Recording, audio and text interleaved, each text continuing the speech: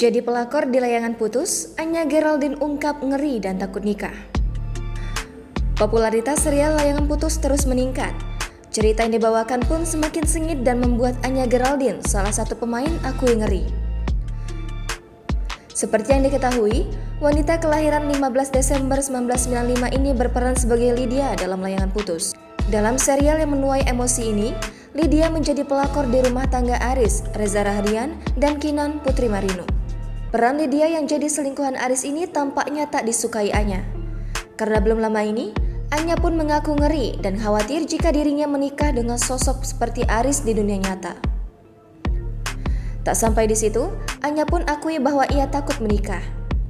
Postingan Anya kemudian banyak menuai reaksi. Followersnya setuju dengan apa yang Anya tulis dan ungkapkan bahwa mereka terlalu terbawa emosi dengan alur cerita.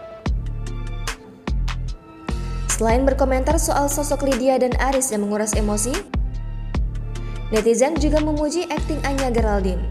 Salah satunya ungkap bahwa peran yang dibawakan Anya membuat dirinya semakin percaya dan takut dengan sosok pelakor. Jangan lupa subscribe, share, komen, dan like ya!